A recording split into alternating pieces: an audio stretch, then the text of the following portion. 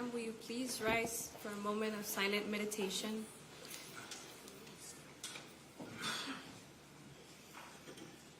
At this time, will you please remain standing for the Pledge of Allegiance and the Texas Pledge?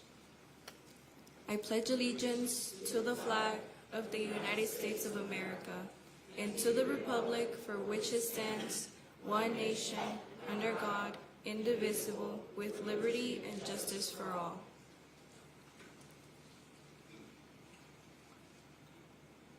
Honor the Texas flag. I pledge allegiance to thee, Texas, one state, under God, one and indivisible.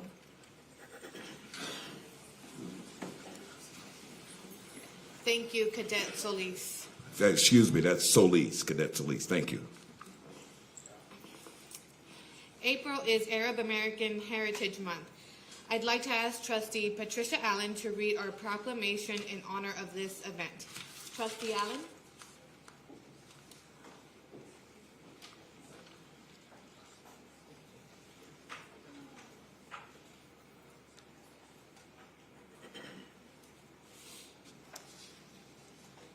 April, whereas for over a century, Arab Americans have been making valuable contributions to virtually every aspect of American society in medicine, law, business, education, technology, government, military service, and culture.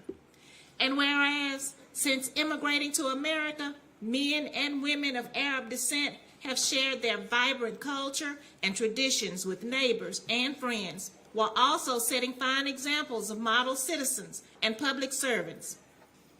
And whereas they brought with them to America their resilient family values, strong work ethic, dedication to education, and diversity in faith and creed that have added strength to our great democracy. And whereas Arab Americans have also enriched our society by sharing in the entrepreneurial American spirit that makes our nation free and prosperous.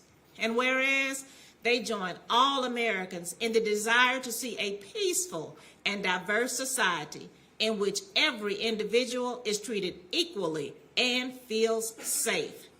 Now, therefore, we, the Board of Education, and the Superintendent of Schools of the Houston Independent School District, do hereby proclaim April 2023 Arab American Heritage Month in HISD. And we encourage all to join in this observance to celebrate the rich traditions of the Arab American culture. In witness thereof, on this 13th day of April 2023. Thank you, Trustee Allen. Thank you. April 17th through the 21st is Volunteers in Public Schools Recognition Week. I'd like to ask Trustee Judith Cruz to read our proclamation in honor of this event. Trustee Cruz?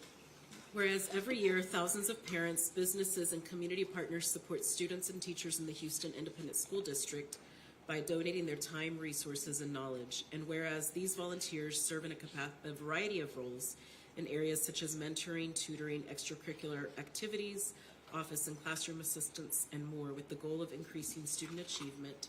And whereas volunteers help in schools, programs, and events throughout Houston, and whereas a robust and successful education system requires community engagement and participation, and volunteers selflessly illustrate the power of that partnership. And whereas National Public School Volunteer Week is observed during the third full week of April. Now, therefore, we, the Houston Independent School District, Board of Education, and Superintendent of Schools proclaim April 17th to the 21st, 2023, Volunteers in Public Schools Recognition Week in HISD in honor of our thousands of active volunteers, and encourage all to express appreciation for these dedicated volunteers, these dedicated supporters who assist and enrich the lives of our students and teachers. In witness thereof, on this 13th day of April, 2023. Thank you, Trustee Cruz. We would also like to recognize a number of our HISD student athletes this evening. Each of these students will receive a Board of Education certificate congratulating them on their achievements. First, we will recognize our Washington High School boys basketball team and coaches. Can you please stand? Yeah. All right. Yeah. This team placed second in the University Interscholastic League, or UIL, 4A State Basketball Championship. Congratulations to all of you.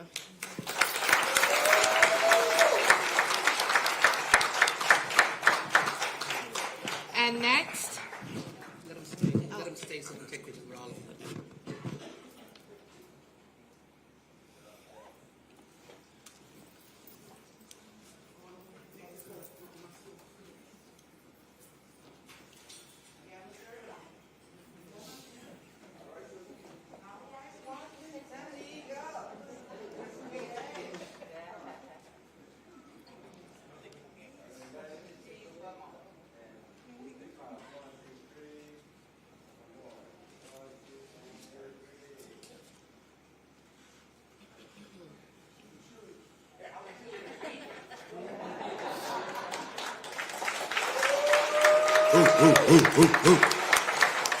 Congrats. congratulations again. We would also like to recognize our wrestling students and coaches. Can you please stand?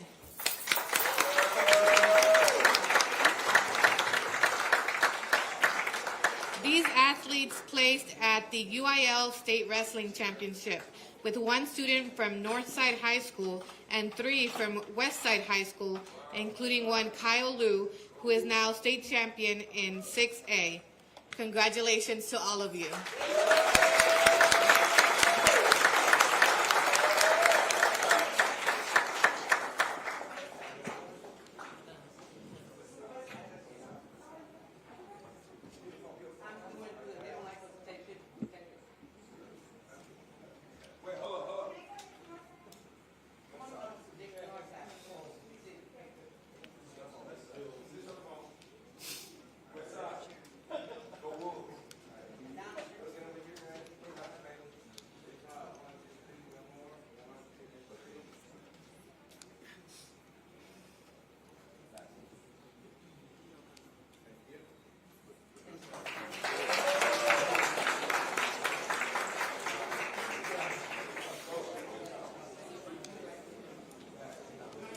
Congratulations to y'all.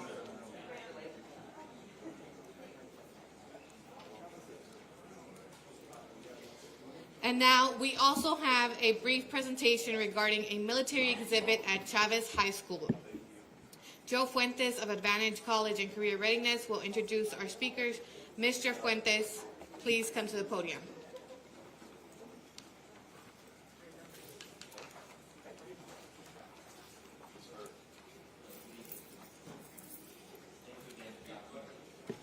I think there might be a button that you have to click to turn on the mic.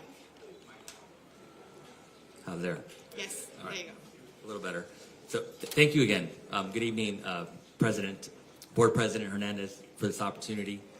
Distinguished board members, Superintendent House, we're honored. It's an honor to have this partnership, in motion.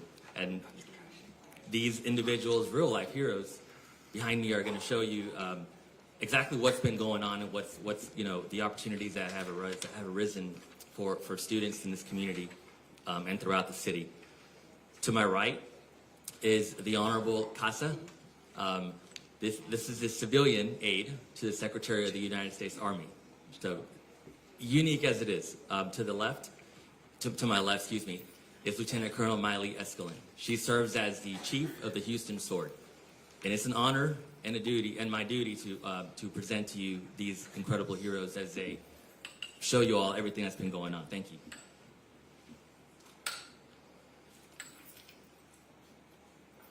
Thank you so much for the opportunity to address the board tonight. It is an honor to be here. As Joe mentioned, I'm Myrna Trevino, and I am the civilian aide to the Secretary of the Army, Texas East, CASA for short. My mission is to assist the Secretary of the Army as a force multiplier to bridge the gap between the community and the United States Army by communicating with schools, educators, and influencers of the multiple Army pathways. To help you understand why I'm here tonight, I'll tell you a little bit about myself. Growing up in the 60s and 70s on Houston's north side, just down the road on Irvington Street, my parents and I both knew that education was the key to success. As a Hispanic woman in that era, the barriers were great. However, when you're determined to have a better opportunity, you find a way to make it happen. For me, that was working in the oil and gas industry, who paid for my college tuition as I attended night school. And that was before night school even existed. As a result of being a first generation to graduate from college and receive my degree, my sisters all followed in my footsteps, changing our family's future forever. This brings us to why we're here tonight. As the CASA, it's time to give back to the community. I did not serve in the Army. However, I am proudly serving now in this office. So how do we give back to the community? It's through our message expansion program. We began with briefing to schools, the groups of schools, counselors, parents, VFWs, and American Legions. And as we moved forward, that led us to bringing the Color of Freedom, a national women's veterans exhibit, to Chavez High School during Hispanic Heritage Month last year. Thank you, Principal Martinez, her staff, Board President Danny Hernandez, and Joe Fuentes for giving us the opportunity to showcase women veterans from all eras, including our beloved Vanessa Guillen, who is featured in the exhibit. With this renewed relationship, the U.S. Army now has an on-campus office in Chavez High School to provide information daily. The goal is to have on-campus offices in all high schools moving forward. You may ask, why should we have offices in the high schools? Well, our community views the Army as one pathway, straight to the front lines. But what I have found is that that is not true. Remember, I said earlier, the Army has many pathways, which includes active duty, officer enlistment, reserves, National Guard, West Point, attorney and medical officer opportunities. The benefits are many. Earlier this year, I gave a Minuteman scholarship of $305,000 to an Humboldt High School student. $305,000. Yeah, that's a lot. Lieutenant Colonel Escalin and her team have awarded millions of dollars in scholarships in our area. This morning, the West Point Academy, Military Academy, awarded an acceptance letter to a young man at Sam Houston High School. This is the first student out of Sam Houston High School to ever attend West Point.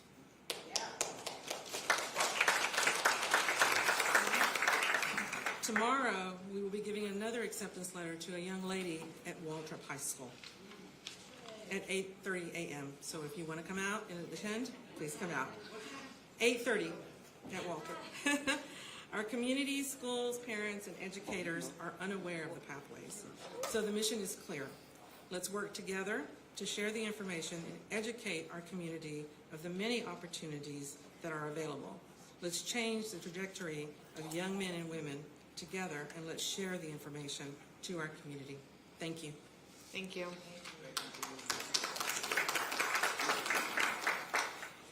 It is now time to hear from speakers to specific agenda items. We have 19 agenda speakers registered this evening who are limited to 2 minutes each per board policy. Please speak to the agenda item you have registered and signed up for. We also ask that speakers stay on topic and refrain from naming individuals, especially students, as their identity is protected under law, but you may name your own child. Speakers should practice normal rules of decorum. Obscene language and profanity will not be tolerated, as this is a public meeting and our students are watching. Additionally, disruptions of the meeting will not be tolerated.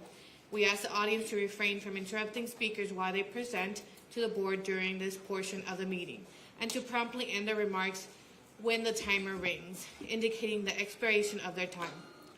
Speakers will generally be given 2 reminders of our public comment rules. If the speaker continues to violate the rules after these reminders, the speaker will be asked to leave the meeting. Please remember that if you are signed up to speak via Zoom, we must see you live with your camera on as you speak. Our first item held for registered speakers is item 1, acceptance of board monitoring update. Presentation of goal progress measures 2.1, 2.2, and 2.3. Will Jerry Monroe please come to the podium? This speaker is also registered for items 2 and 3 and hearing of the community. I implore the board not to pass the budget that is proposed. It's not going to work. I got principals on my phone all day long. Whoever put that together, that's not going to work. TEA is not taking over HISD. God is. He's tired. For over 40 to 50 years, we have neglected kids. We have stolen money. We have not done the things the right way. It's not TEA.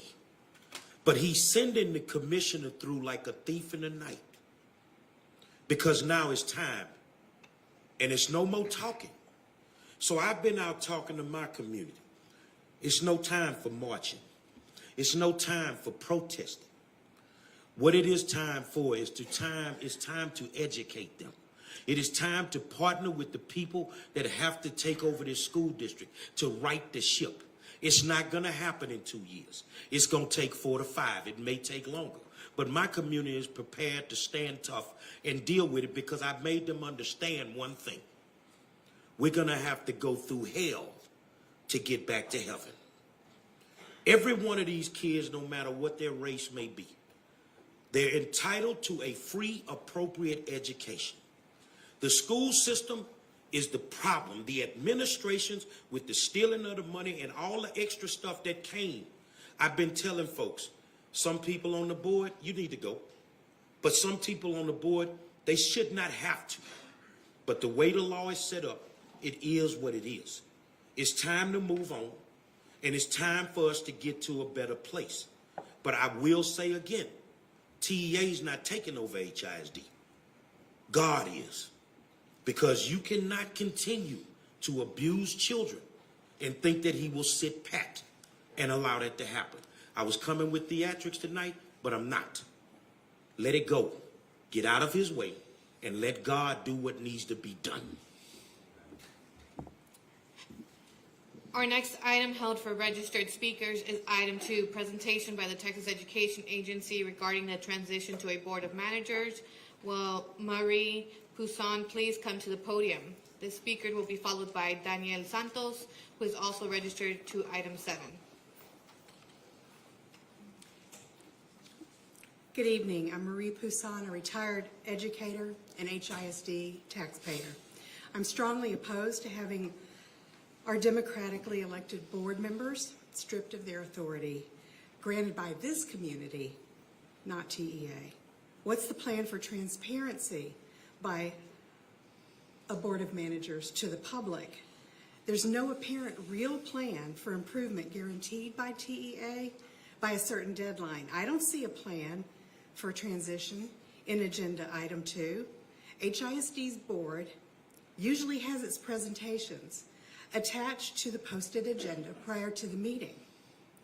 I decided to speak tonight because the posted agenda item was a blank page when I looked online.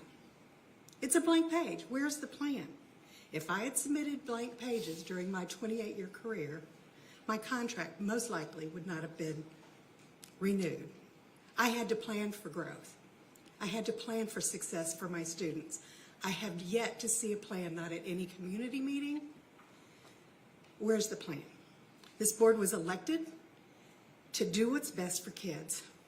Fund schools with equity, demand smaller class size, continue wraparound services, increase pay for all district employees, let teachers teach and not to a test. Fight for our kids. Fight for them now, elected board. I thought I only had 1 minute. While I'm up here, let's appoint Millard House, this board's elected superintendent, as the transition manager so he can earn his contract that we'll be paying. Daniel Santos.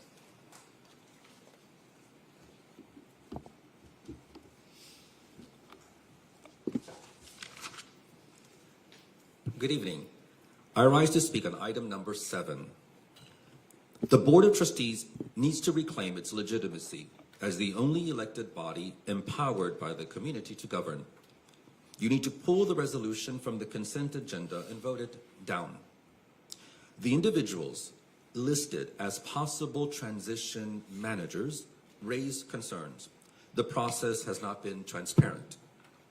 And we have heard things about at least one of them. That gives teachers concern about the vetting process. Moreover, this hostile takeover is designed to dismantle and divide our public schools. Professor Domingo Morel of New York University articulated exactly in the Washington Post what this takeover in Houston is really about.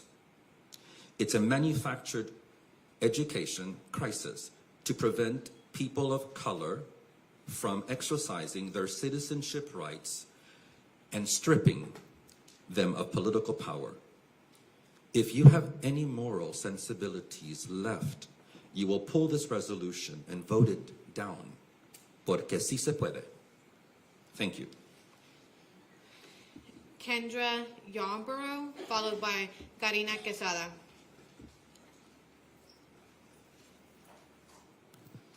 Hello, everyone. I want to first thank you all for your service. I have worked with some of you in the past as a teacher and in other activist roles. So again, thank you for everything that you've done. My name is Kendra Yarbrough Camarena. I was a previous teacher in HISD until last year, teaching at Wheatley High School, instructional coach, and more. And now I'm a parent and just a taxpayer. But my passion for education has not left me, which is why I stand before you. It has been a long-standing practice that the HISD board includes in its agenda packet any presentations shared with the board so that the public can see those materials. I noticed on Agenda 2, unfortunately, as stated before, that page was blank and did not provide any information regarding what TEA plans in regards to the transition. None of that was included in the packet. My questions are real simple, and these are the questions I ask for you to please get for the public, because these are questions that not just I have, but many others do. Will the Texas Education Agency, or TEA, commit to sharing with the public all presentation materials shared with the Board of Managers, as well as yourselves, any local legislative meetings that they've had with other elected officials? Will TEA ensure that all meetings with the Board of Managers be public, including those in May, before the Board of Managers are sworn in? Will TEA provide in writing a grievance process for taxpayers and parents to address concerns regarding decisions made by the Board of Managers, including potential actions that could be taken against them? The elected board should be demanding transparency and accountability, not appointing a non-Houstonian. And we ask that you do what we all deserve as voters. We deserve so much more, and so do our children. Thank you. Karina Quesada, followed by Carmen Nuncio.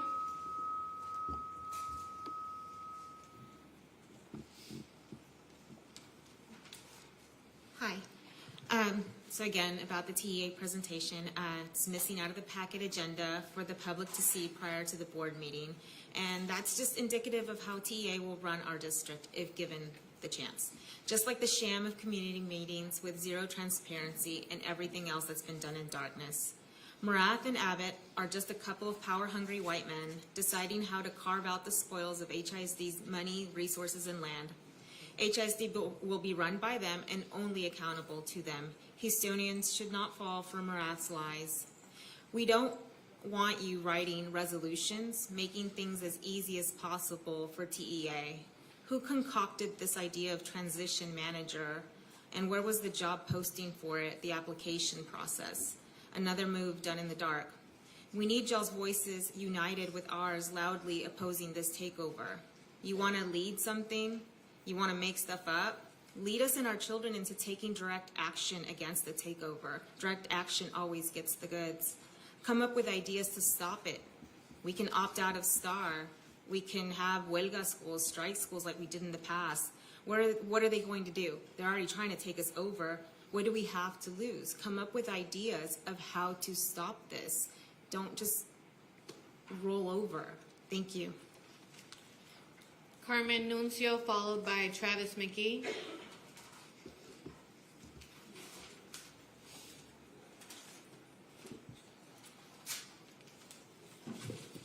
Good afternoon. My name is Carmen Nuncio. I am a parent, a grandparent of 47, and a grandparent of 47 years of volunteer experience in HISD. I strongly oppose the, excuse me, the takeover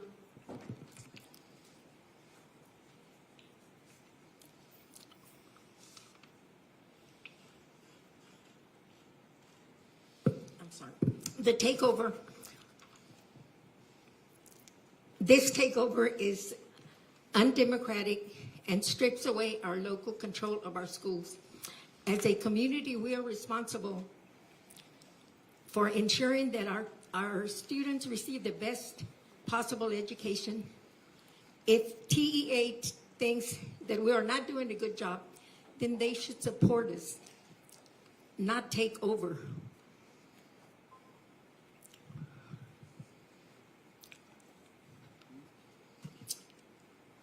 It's clear that the takeover is motivated by the almighty dollar, and I firmly believe that TEA does not have our children's best interests at heart. Our schools are not commodities to be bought and sold. Our students deserve better than to be pawns in a political game driven by political gain,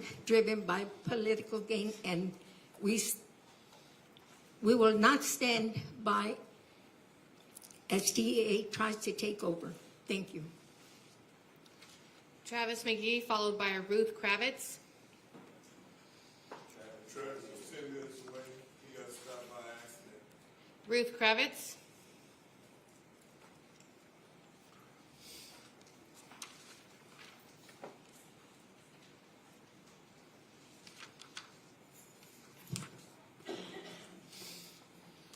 Good evening. Thank you for doing the work you do. During budget season, I am normally here to talk about keeping dollars as close to the classroom as possible, lowering class size, and cutting useless contracts.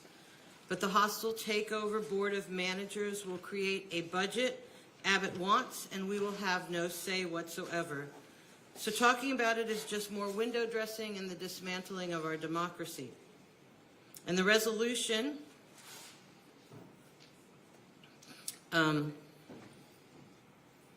for a paid transition person reminds me of the time when Ann Richards beat Clayton Williams for governor.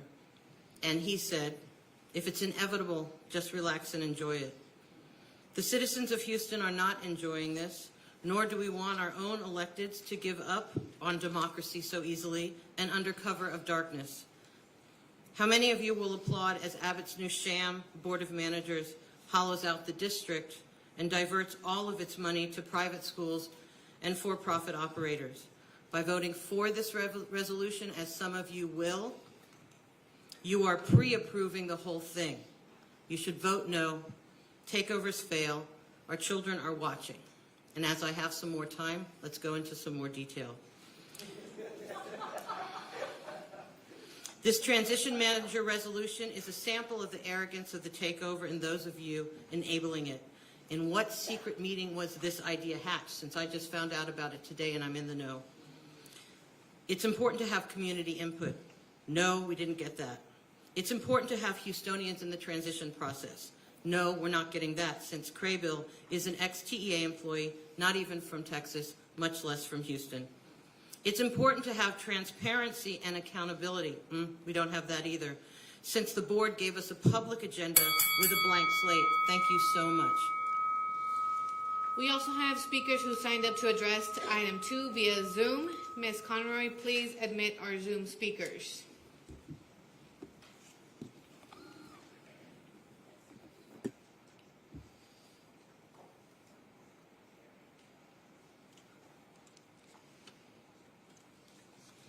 Anita Wadhwa, please turn on your mic and camera and you may begin.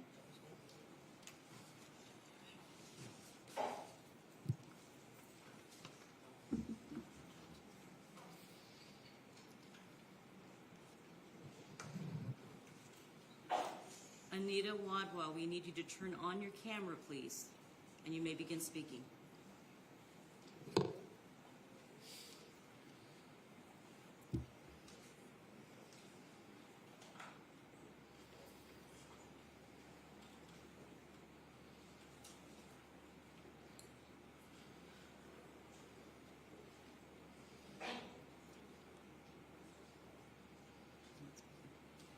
We cannot hear you. Anita Wadhwa, please turn on your mic.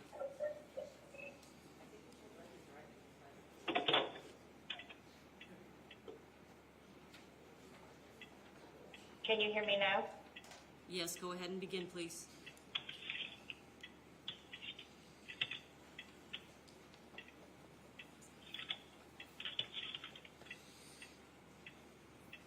Hello? We can hear you. Go ahead and begin, please. Hello? Nothing? Anita Wadhwa, go ahead and begin. We can hear you. You can't hear anything? Okay. I'm unable to hear you, so I am going to hang up my apologies. Oh, you can hear me. Okay. I apologize. I'll make it. I just wanted to make sure that the TEA is making sure that the Board of Manager meetings continue to be public, including those that occur in May before the Board of Managers is sworn in. And I wanted the TEA to commit to sharing all of the presentation materials that they share with the Board of Managers with the public. I'm a parent of 2 children at Condit Elementary and also part of Community Voices for Public Education. Thank you.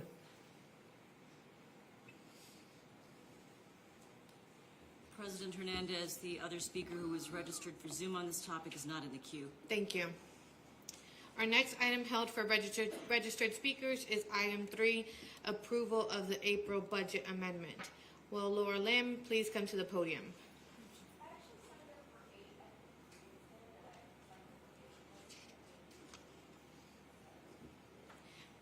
I'll put you in for 8.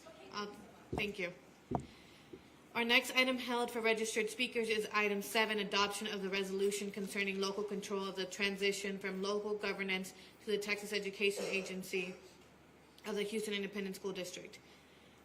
We will begin with speakers who have registered to address the board via Zoom. Ms. Conroy, please admit our Zoom speakers. President Hernandez, none of the speakers are in the queue. Thank you. Next, we will hear from speakers who have registered to address item 7 in the auditorium. Will Zachary Foreman please come to the podium, followed by Tracy Latson.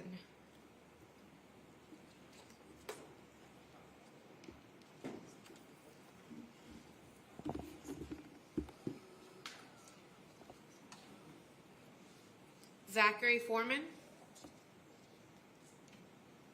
Tracy Latson. Hello, my name is Tracy Latson, and I am a teacher against item 7, resolution concerning local control. The HISD community does not support the takeover, and seeing how the Board of Trustees is the community voice, the resolution does not reflect our beliefs. You have not denounced state takeover in this resolution. You are criticizing the process. There is a big difference between the two. The resolution is meaningless. There is nothing you can do to stabilize HISD during this hostile takeover. Do you have the authority to authorize a one-time retention stipend? Will this happen before TEA strips away your power on June 1st, leaving you as puppets for your constituents? Is it ethical to mislead students, parents, community, and staff members into thinking you can stabilize this transition with a resolution? You want to do the right thing? Denounce takeover, not the process. The process is messy because the takeover is not right. Mr. House, I want to thank you and your cabinet for all that you have done for HISD. What you have done in this short amount of time is nothing short of remarkable.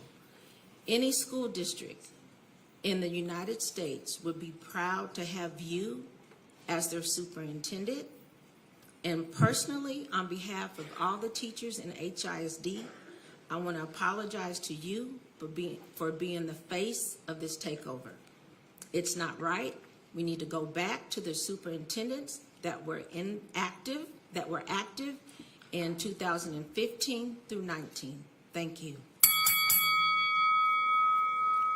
Our next item held for registered speakers is item 8, approval of recommended curriculum material for human sexuality instruction and instruction on the prevention of child abuse, family violence, and dating violence, and sex trafficking. Will Meg Seth please come to the podium, followed by Jackie Abreu Hill.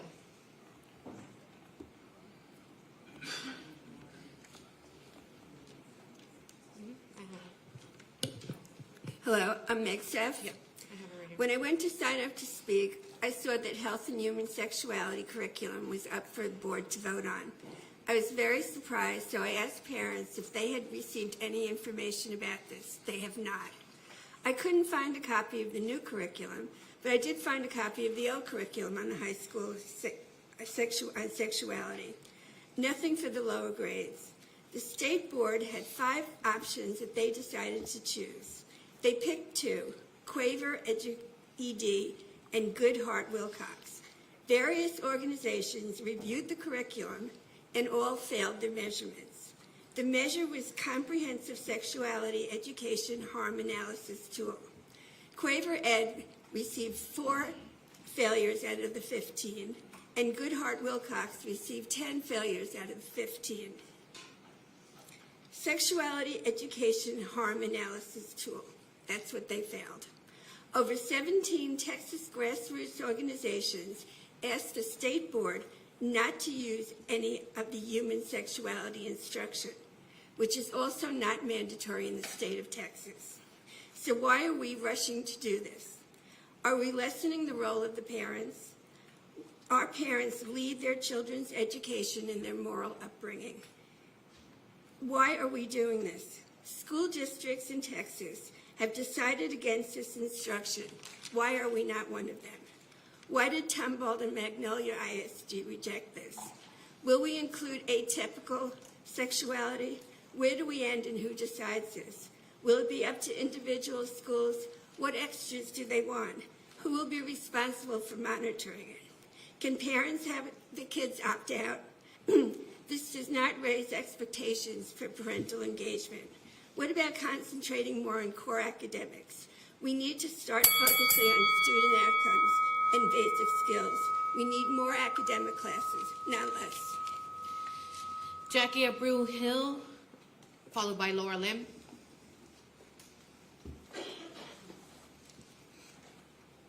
Okay, I strongly encourage you to vote against the adoption of Quaver Ed and Goodhart Wilcox curriculums for human sexuality.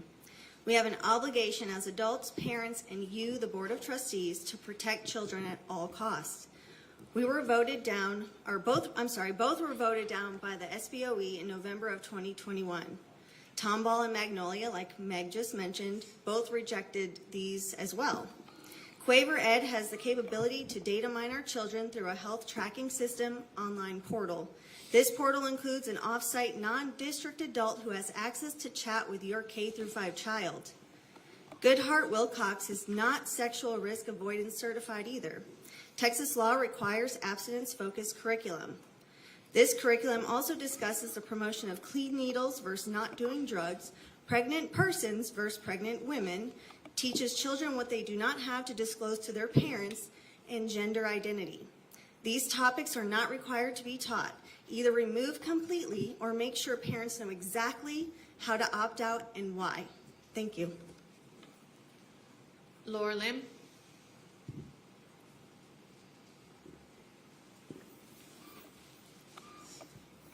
I am here as a concerned parent of 2 high school students urging this board to vote no to the recommended curriculum materials for human sexuality instruction.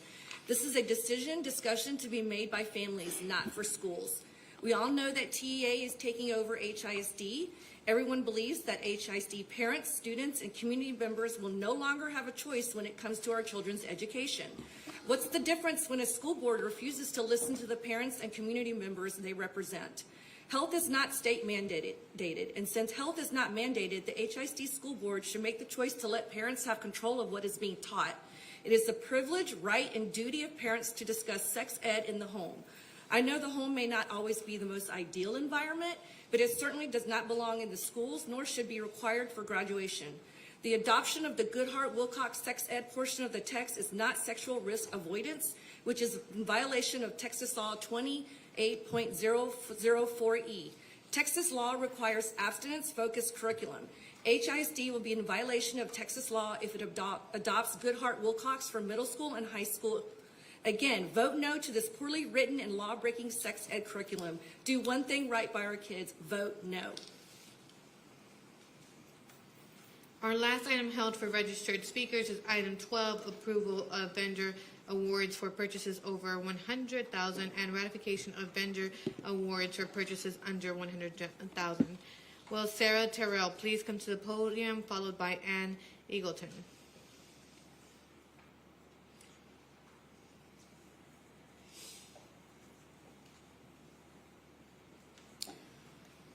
An earlier speaker compared the Board of Managers to Takeover by God. Apparently, Greg Abbott and Mike Morath, do think they are God. I would have to disagree. Please do vote down the resolution to appoint this transition manager for the takeover. We didn't elect you guys to cave into TEA. If I were a trustee, I'd be resisting every moment until they drag me out of here. Democracy is that important, and you all should be saying so. On page 88, I noticed a $10 million contract amendment for an HVAC rentals. The contract has only a few months left on its 5-year term. The original 2018 contract amount of $1 million, 1/10 of this revision is omitted. So why is this enormous increase just at the end of the contract life? And if the contract was raised in the intervening years, why is that information not provided? And if there's a good explanation for this, why is that information not provided? Is this giant amendment really just a new contract with no need to do bidding? And since it is for ventilation, why are we not using ESSER funds for that? I was wondering if a trustee contract approval is really just a rubber stamp process. I know that Lone Star Governance seems to emphasize that trustees should only spend their time on academics.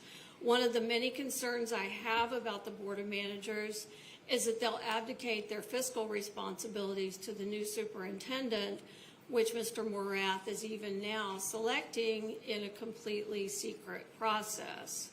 So my question is, who will be left to prevent the next big theft? Ann Eagleton. Hello.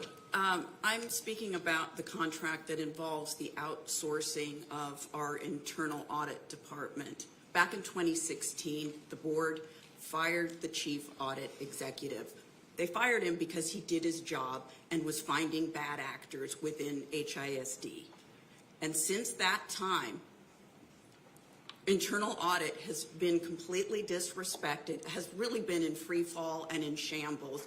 And now we've decided we can't be bothered with having a fully functional internal audit. This is over $2 billion annually, and we can't get that together. That is shameful. And I'm upset because it feels like a perfect storm is coming together. We have a Board of Managers coming in that have been told specifically, Mike Morath has even said it in the newspaper, he doesn't think Board of Managers or trustees should focus on finances.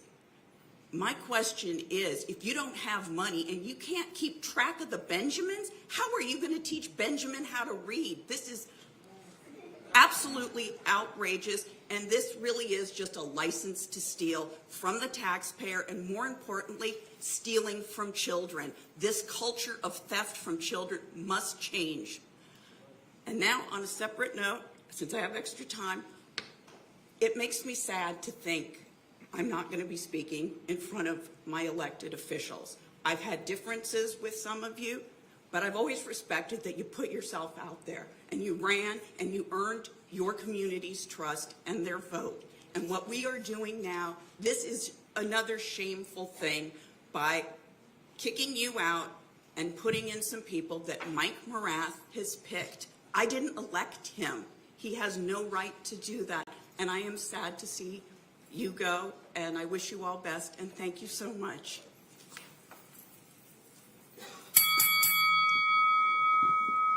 Is my understanding now that we have two speakers that are registered on Zoom that are ready to go now?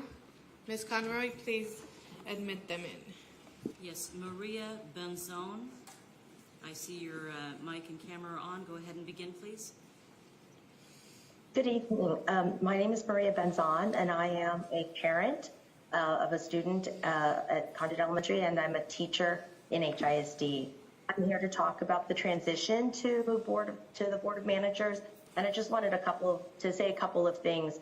The first thing that I wanted to bring up is that TEA really, as much as they want and believe that they have the best intentions for students, I really have a lot of concerns about that. I know the focus will be more on testing because it's all about quote unquote accountability. And I say that because there's so many other ways to assess how a student is learning and growing.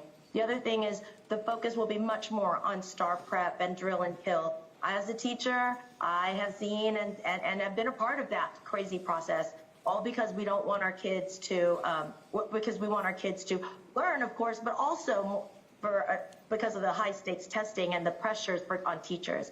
There's going to be less stress, less class time spent on learning, and a lot more stress on students. And then kids, the whole purpose of learning and going to school is to find joy in learning and want to learn more, and that's going to be gone.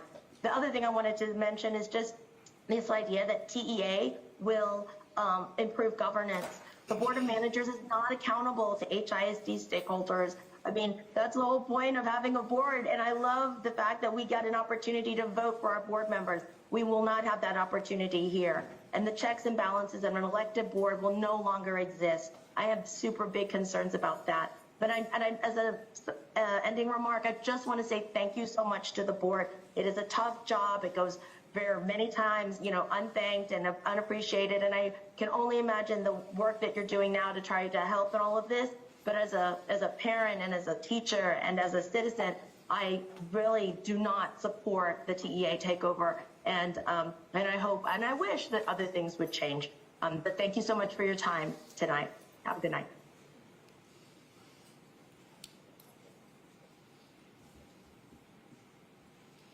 Allison Newport, please turn on your camera and your mic, and you may begin. Thank you. Good afternoon. Allison I'm Newport, concerned that we need to see you on camera, please. I should be able to. There we go. Sorry about that. I am concerned that TEA Commissioner Mike Morath is selling us lies and wrapping it in shiny paper. This is not what democracy should be about. Here are two of the myths that are being sold by TEA at the moment. Houstonians will be overseeing HISD, not the TEA. This is not true. TEA Commissioner Mike Morath will select the Board of Managers, and they will serve at the pleasure of Mike Morath. He can remove them at any time for any reason. They will only be accountable to Mike. He'll also select the new superintendent. He's not required to use an executive search, just like the board usually does. The Board of Managers will only negotiate and execute the new superintendent's contract and just fill out and sign that paperwork. My other concern is that the takeover, they keep saying the takeover will only last for 2 to 6 years, but really, that Mike Marath determines the exit criteria and the state accountability standards and governance goals. This could last forever. There is no term limit for the Board of Managers. I urge you to rethink this resolution, and thank you for your service to us as the Board of Trustees. President Hernandez, that concludes the speakers in Zoom. Thank you. And it is my understanding that there is one speaker at the board auditorium that just arrived. Travis McGee, go ahead. Again, my tax bill says Houston Independent School District. Not Houston Independent School District and Friends, not Houston Independent School District and charter schools, not Houston Independent School District and corrupt politicians. Houston Independent School District and that's what mine say. The highest one on my tax ballot. I'm concerned about why my Board of Elected Employees did not continue with the lawsuit. We told y'all to do that years ago. Y'all chose not to do it. And when you say what's a waste of taxpayers' money, I don't think fighting for our schools is a waste of taxpayers' money. I could think of a whole lot of things that's a waste of the money, but that's not one of them. But again, we still at this point, and it's a damn shame that it came to this. But I don't think the TA is going to do anything different or better. They've been around 74 years. What have they done?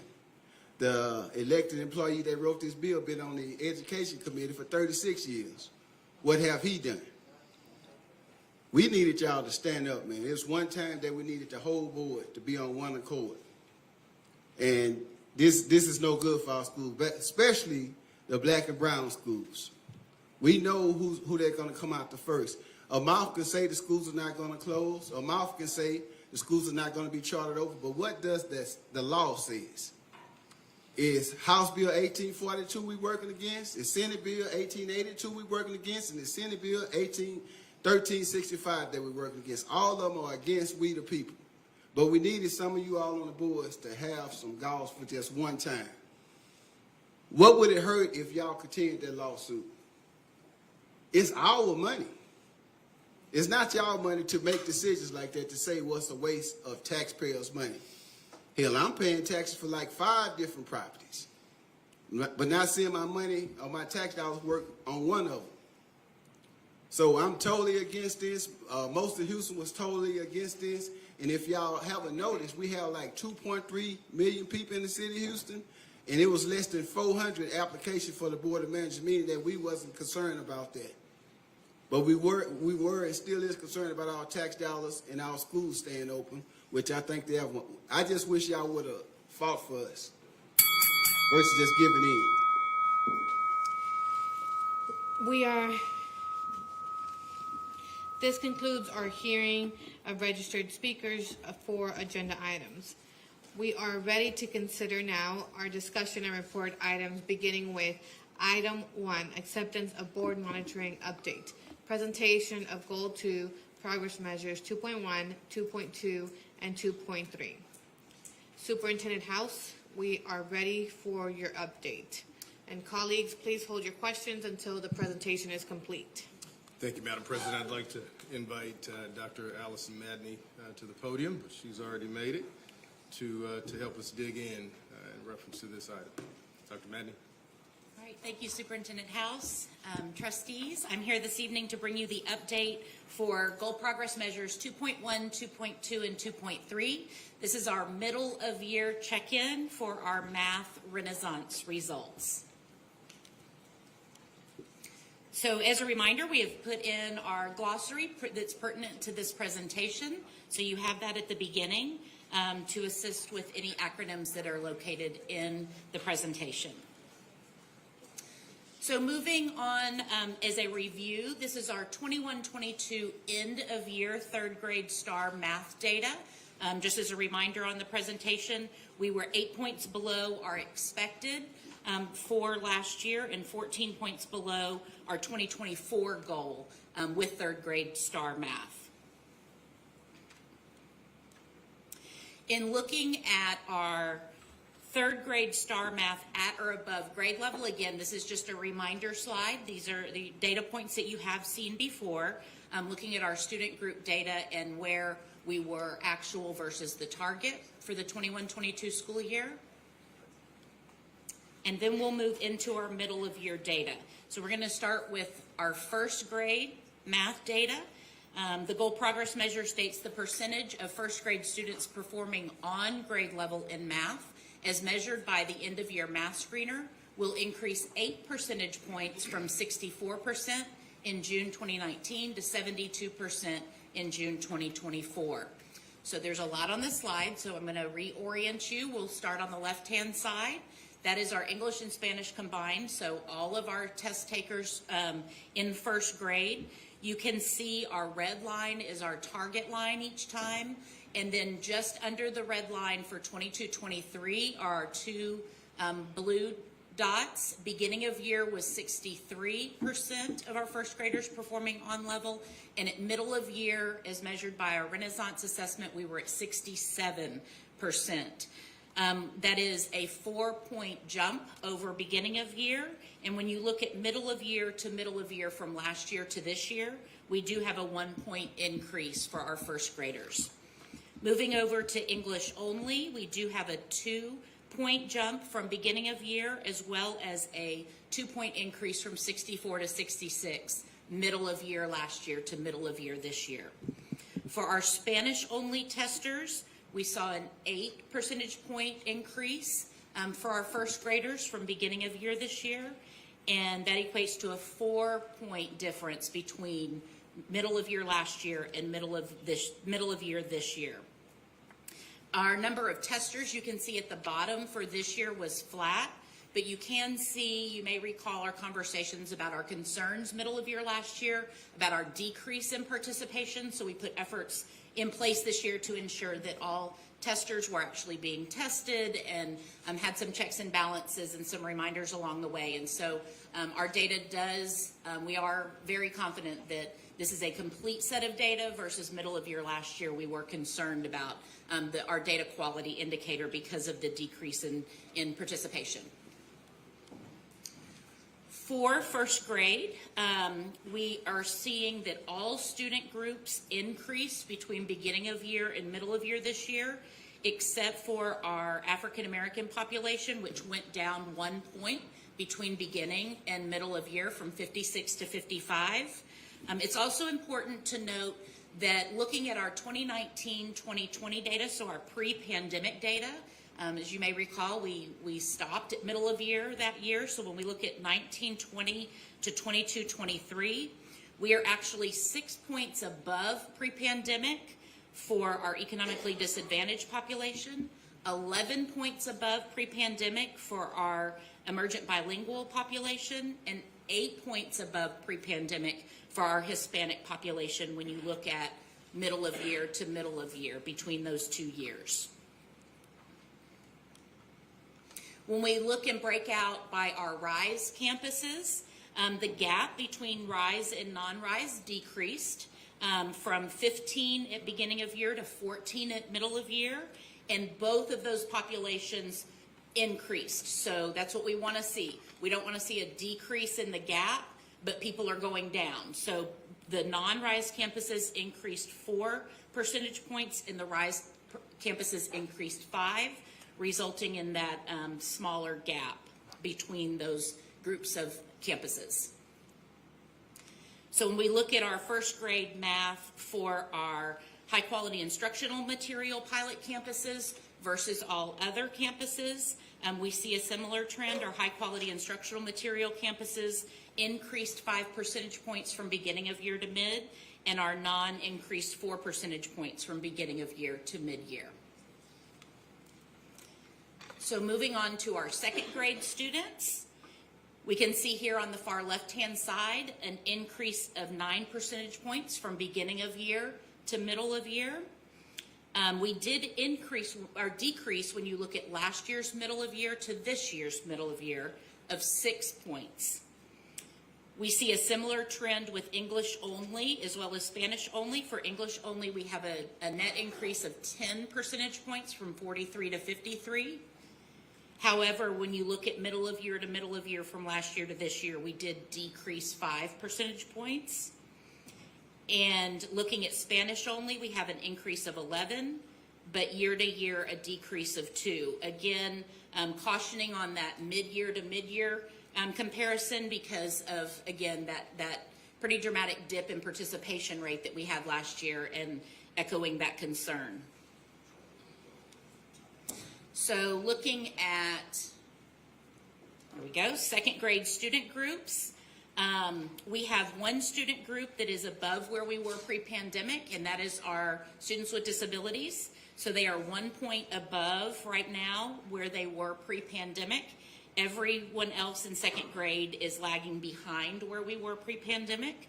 But we do have several student groups that are double-digit increases from beginning of year, including our students with disabilities, sitting at 14 percentage points above the beginning of year.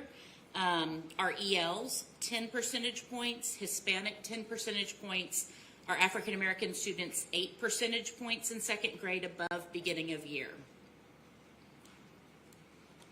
When looking at rise versus non-rise, again, we have a decrease in the gap and an increase in both groups. So we have, it was a 14-point gap at beginning of year that has shrunk to 10-point gap.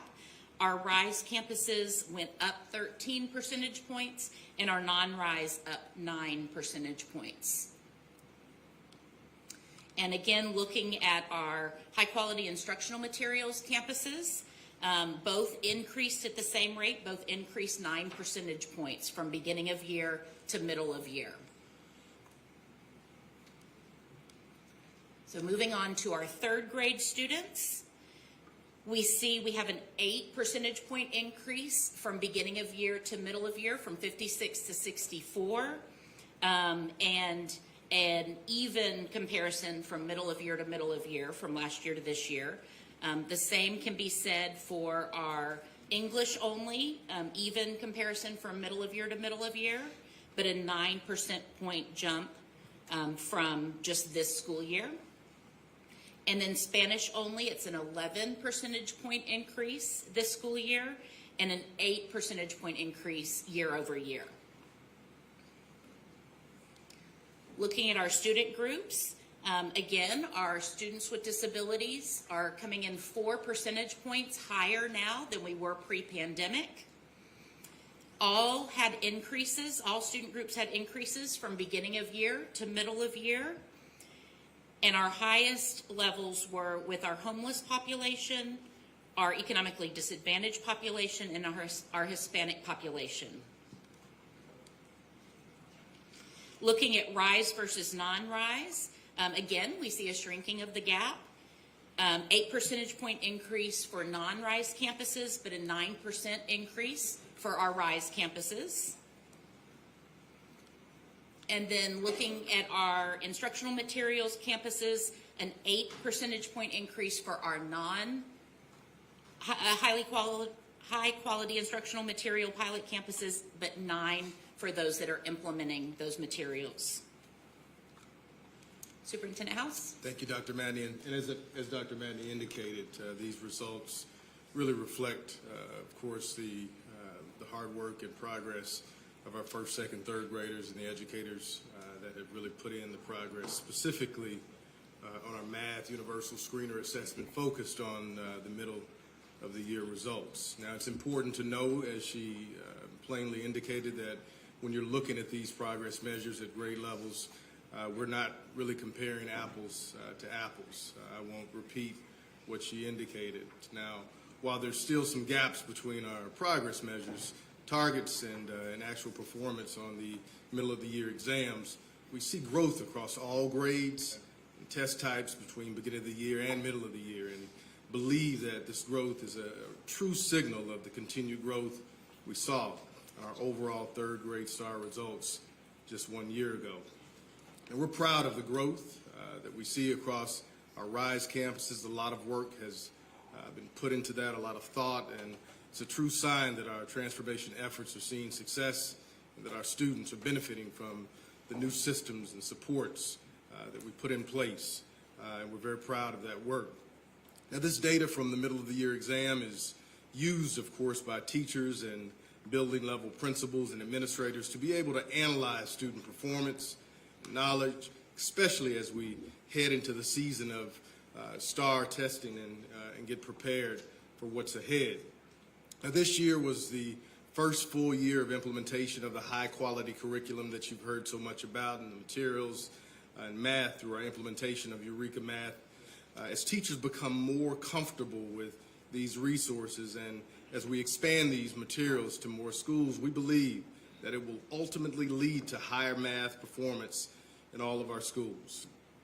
There was a correlation that you saw between higher fidelity of implementation of Eureka and higher performance on the middle of the year exam as well. I give true kudos to our teachers and school leaders who have made this curriculum implementation happen. I know the students of this district will benefit from the consistent access to rigorous instruction on a daily basis. Trustees, we'd be glad to take any questions at this time. Colleagues, we are now ready for comments or questions. We will do 2 rounds of 2 minutes per trustee. If an additional round is desired, that can be done with a motion, second, and board vote. And if you click on my computer, you should go back to the new system. Trustee Baker? Thank you, Madam President, and thank you, Superintendent House, Dr. Madney, for your presentation. On slide 5,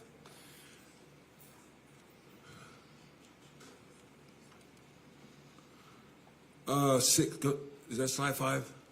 It was at the beginning. That's the end. Please hold my time, because go back to slide 5 at the beginning of your presentation, please. Go to one. That one, slide right there. Okay, so you mentioned in your explanation that we were 8 points below. What is the reasoning for the 8 points below, being 8 points below, and what specifically are your plans to increase in that area? Dr. Matt, do you want to share a little bit about kind of the data analysis here, and then I'll push it over to our curriculum department. Dr. Bird has a representative here that can share in terms of some of the strategies that we plan to focus on moving forward. We've talked about one of them, which is the fidelity in terms of implementation. We saw more schools that truly implemented with the kind of fidelity that we know is extremely important that saw more success. So I know that's one of the things that you would likely talk about, but Dr.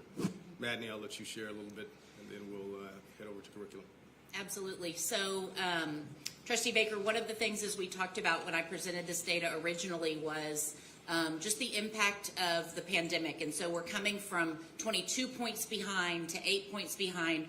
When students are learning math at those young elementary grade levels, it's very hands-on. They need to be able to have, to touch, to manipulate, to show the concrete examples of learning math. And so when we look at our third graders last year, they were drastically impacted by the COVID learning loss experience, learning from home, not having access as readily to those materials as they would in a classroom. And so we have known all along, nationally, we've known there have been studies about this. We anticipated the learning loss hitting math more dramatically. And so being able to move from that 22 points behind, we certainly not happy that we started there in 2021, but moving that needle up to 8 was pretty significant, and at the hands of our fantastic math teachers in classrooms. And so then we fully anticipate moving that needle again as dramatically when I report end of year results in 2023. Next question. You mentioned at the beginning of your presentation that this was a Renaissance presentation. And last week while I was on virtual, I understand that we're switching from Renaissance to iReady. What is the true and real pertinent reasons for switching, Superintendent House, these two curriculums, and what is the reality, of swapping from Renaissance to iReady in the middle of, a year when we have a product that is working, both in English and Spanish? So what's the real reason? I'll let our curriculum department share some insight in reference to the question, or Dr. Watts, either one.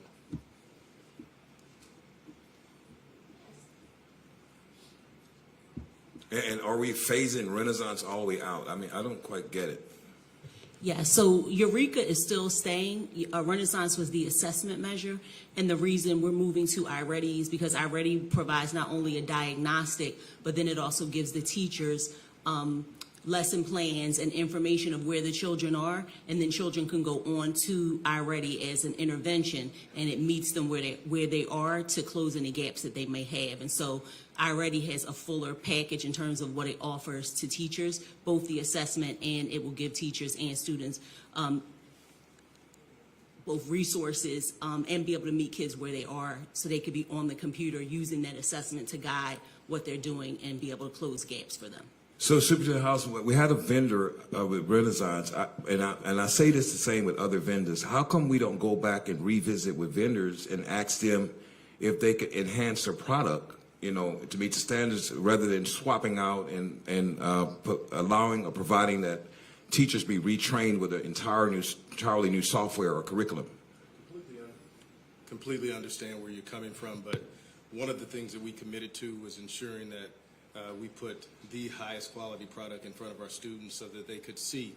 And as we look at what's out there, sometimes we can't wait on what the vendor does. We have to ensure that we provide our students and our families with what's best on the market. And we felt that this was the decision that was best for our students, and I think we're yielding some of the results from those. Change is difficult. It's very difficult. But change is worth the change if it's the right thing to do, and we really felt that this was the right thing to do. That's all I have for now.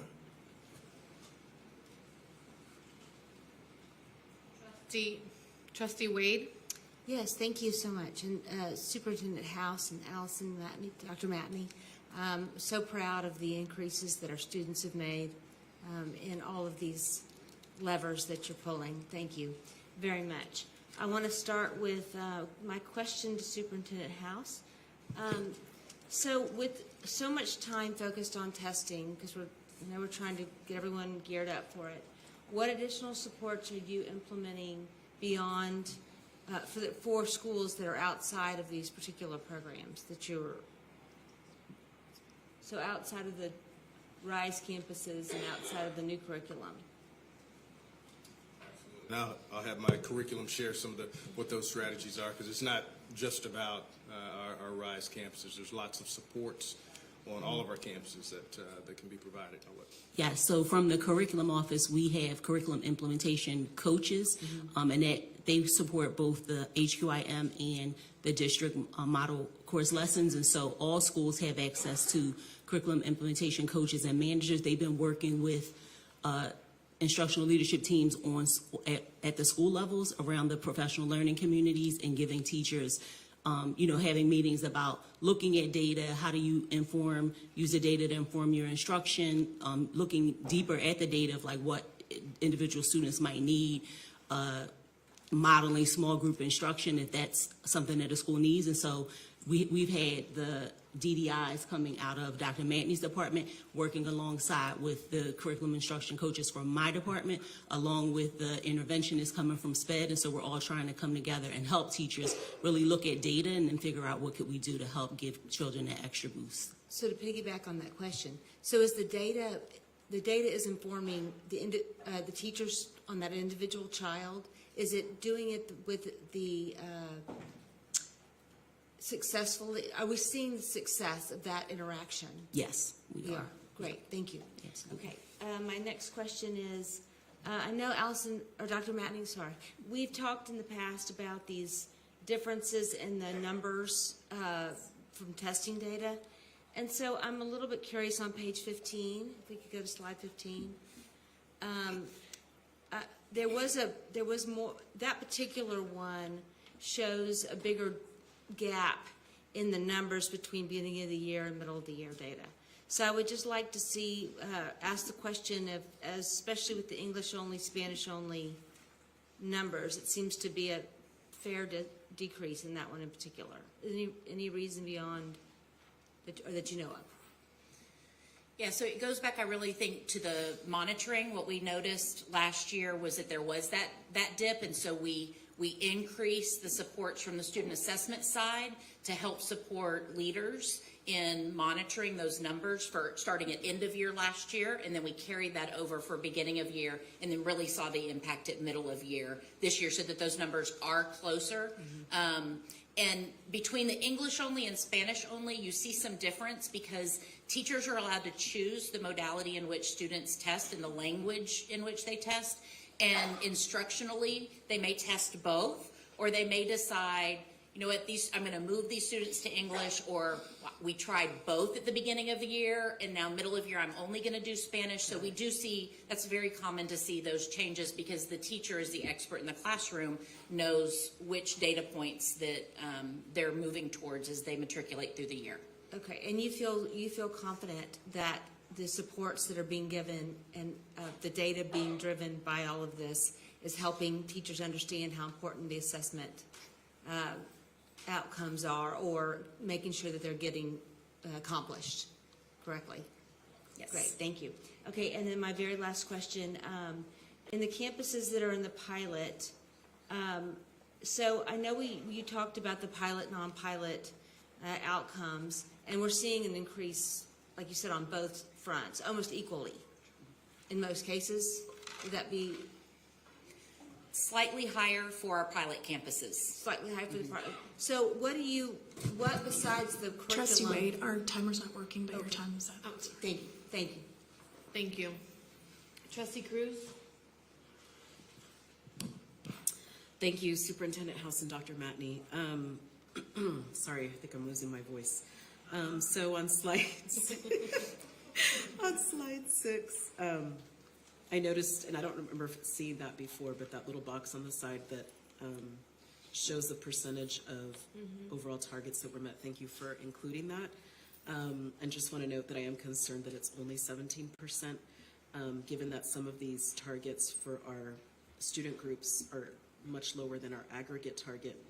And I know that's been a concern that we've shared across the dais, that if we already have low targets for some of our student groups and we're not even meeting those low targets, that is very concerning.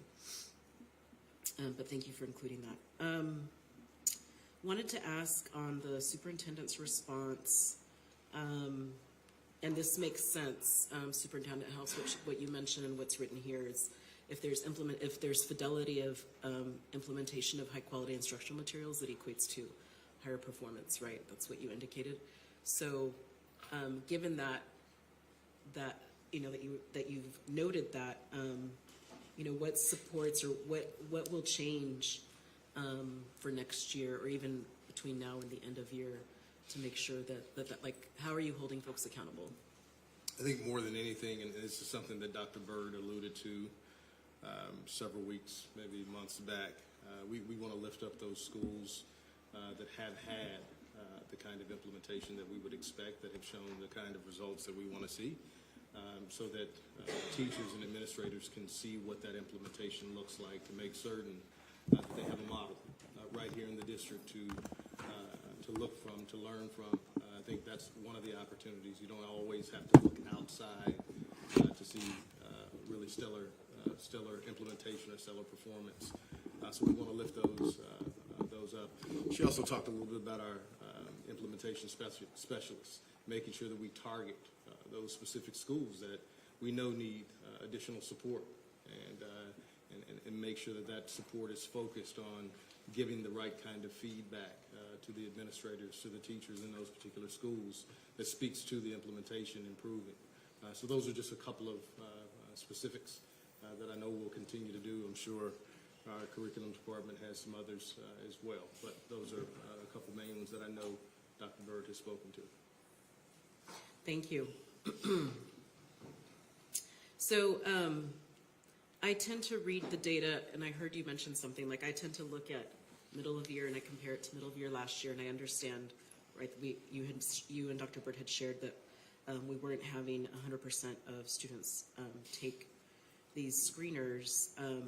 How would you recommend, what is the best way for us to be looking at this data so that we can get a true picture of, because I understand it's different students every year, but we still want to see that upward tick, right? That's our target is, we made the 5-year goal. So even though it's different students each year, we still want to make sure that they're increasing. So how would you recommend reading that data? Dr. Mandy?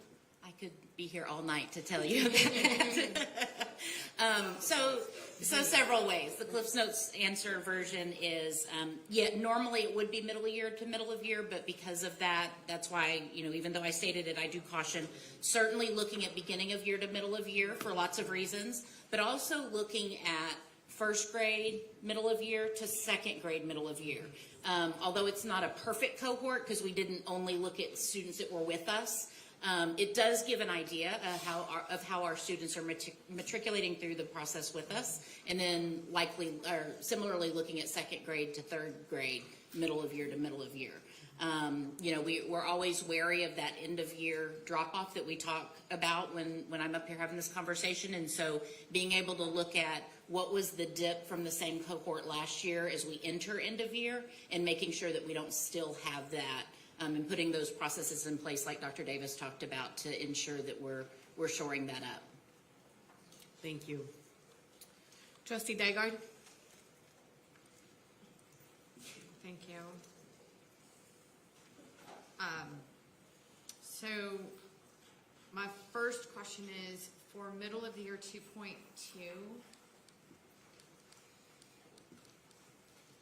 are we not able, for some of the POPs, like special ed and ELAs, there's no middle of the year data? Is this one of those, like the population's too small? No, this was a human omission error. So I can rattle those off though for you.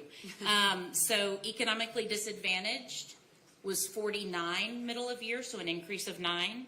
Special education was 30, so an increase of 4. ELs 57, an increase of 10. Our males 59, an increase of 10. Our females 53, an increase of 8. And homeless 38, an increase of 6. To know, so thank you. Absolutely. Is between our students who are meeting the targets and the ones who aren't, is there a differential in high quality instructional time? We have not done an analysis in my department. Dr. Davis, I don't know, as you go out and are doing y'all's walks, have you seen a differential in the time? Yeah, I didn't think so. Meaning that some kids might have a long-term sub as opposed to a effective teacher of record. So there's not a difference like in the kids who are struggling not having the instructional time, like are they having more hours of long-term subs or teacher absences or anything like that? We'd have to do an analysis to take a close look at that, but we know what the research tells us about having a high-quality teacher in the class. It's the most important element of how a child learns. So I'm willing to bet that there is a correlation, but we have not moved forward with a study to take a close look at that. But so we don't know, but you suspect that the students who are struggling the most have a lower likelihood of having a high-quality teacher in front of them on a consistent basis? No, I didn't. I must have misunderstood your question. I thought you were asking about whether those students and kids that had a high-quality teacher in front of them on a more consistent basis, whether we saw a correlation with those students performing at a higher level. So I hear a different question. Do the students who are performing lower, are they more likely to not have a highly effective teacher in front of them every day? We'd have to do a study to speak to that. I'd rather speak in absolutes versus... We don't know. Correct. Okay.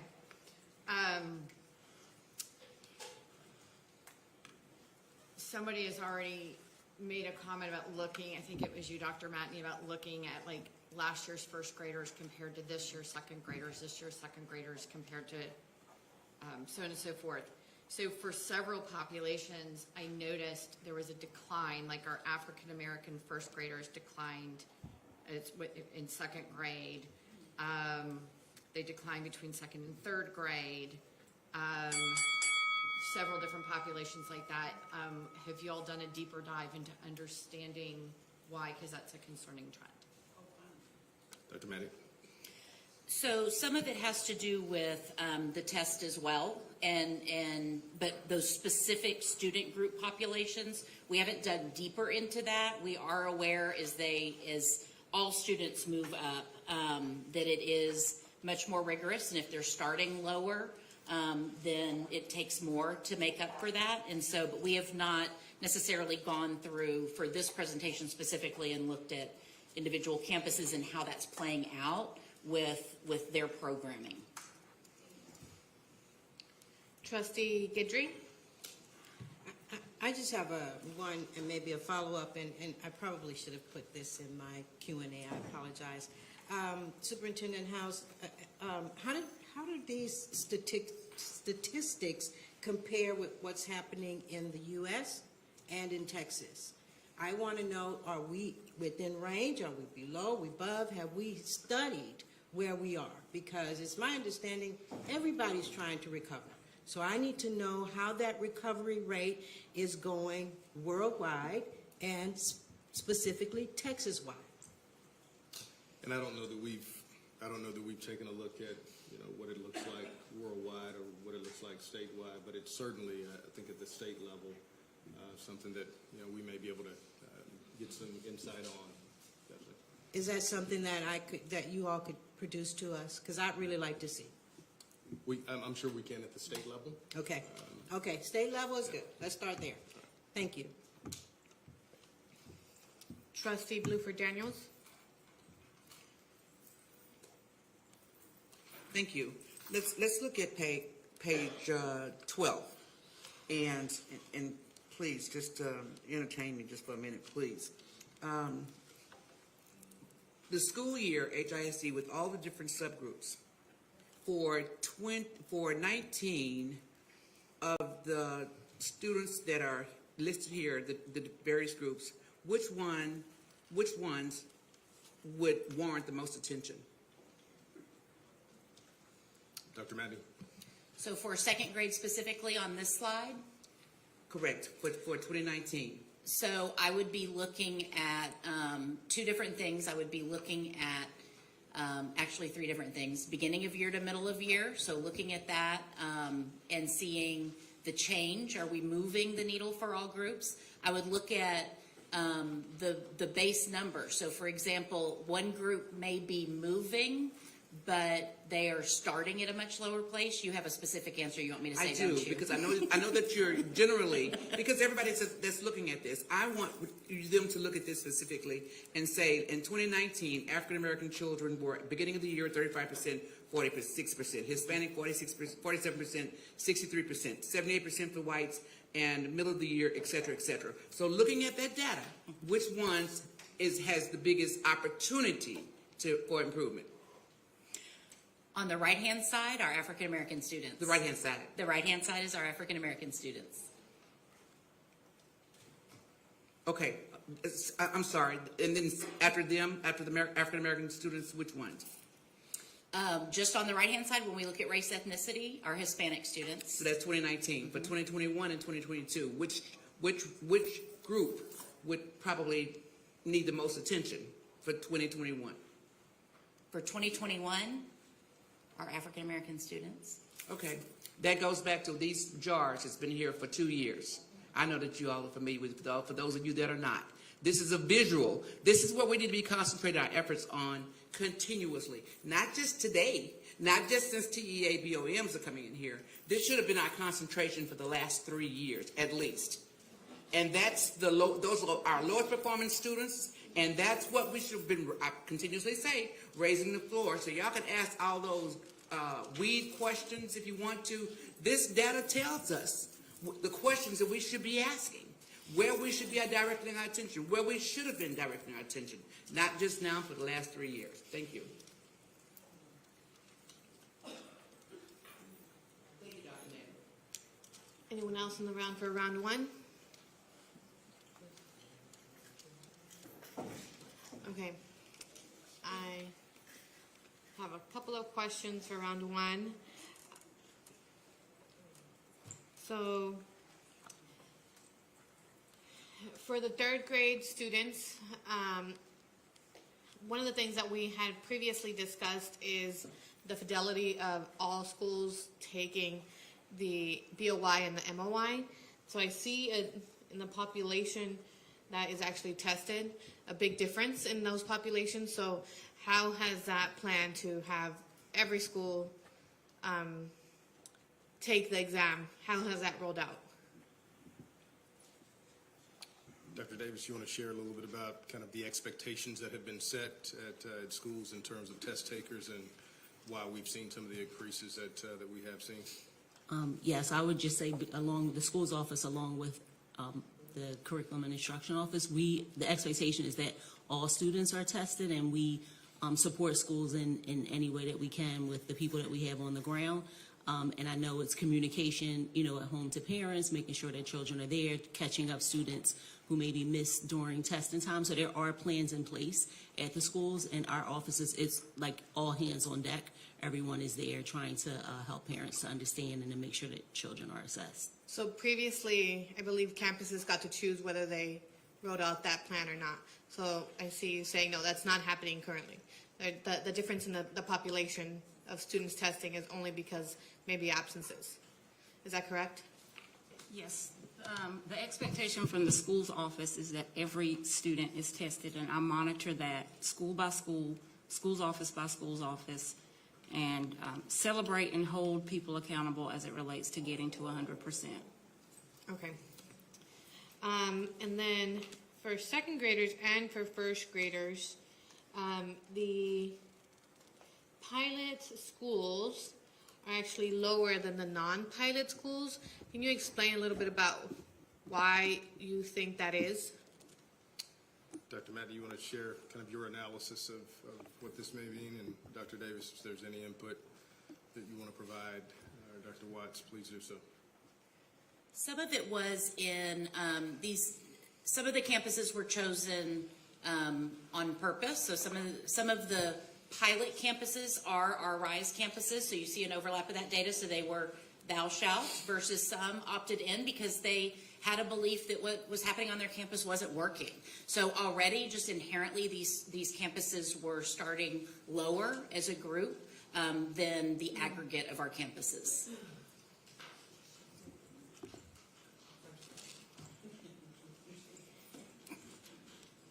On page 7, I know this is going back to on the Spanish side, going back to 2018, 2019, the Spanish testers are very low. Is there a reason why they have significantly increased, and is that something that we can replicate? Dr. Davis, you want to share some insights around the strategies that have been focused on here? Well, I think communication is one, and making sure that everything that goes out, it's in all of the languages. I think schools, from the expectation from the school's office, there was an expectation that schools would make sure that they communicated and got it out, and the celebrations and the recognition that happened. So I think there was just a push behind all students being tested, and that included our Spanish speaking as well as the others. So I think it's just a rise in all of them, because I think the communication is probably a lot better around what the expectation is around testing. Yeah, but BOY was like 24 versus now it's like in the 50s, right? That's a significant increase. Yeah, so I'm going to also add in that in the 2019-2020 school year, Renaissance was renorming their Spanish test, and so that was largely as a result of adding in the thousands of students from HISD who were taking it in Spanish. So after they renormed it, the standards were different, and so that's why we saw different results. Okay, and so since there will be a switch to iReady, is that something that we will see again? Not directly. However, our intent is to bring to this body for approval what our transition plan from these goal progress measures to the iReady goal progress measures, and we've been doing a lot of work in the research team for making sure that those metrics are aligned. The numbers aren't going to be the same, but the intent of increase in goal is going to be the same. But it is every time so iReady has two components, the norm reference side. Every time a company renorms, we can see a change in those pieces because new districts have been added on, their data set is just different. So it is possible that we could see that same trend, just depending on what their norming process shows. Okay. And then on page 8, I see, oh, maybe it wasn't page 8. I think it was page 5. The MOI from last year, or from last year to this year, they're the same MOIs essentially. Okay, thank you. We will move on to round 2. And we have Trustee Cruz in the queue. Thank you, I know. So based on how you were suggesting to read the data, I'm curious if you all were able to look at that, from comparing first graders from last year to second graders, et cetera.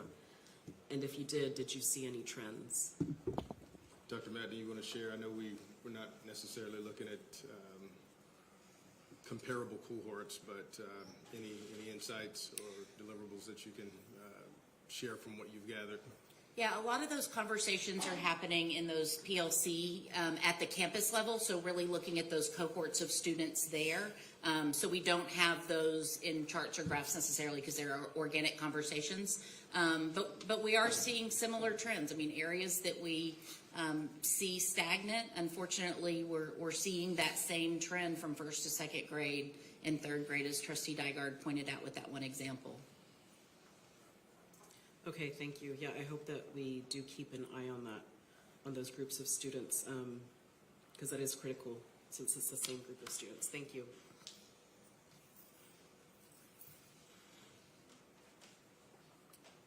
Trustee Dygard.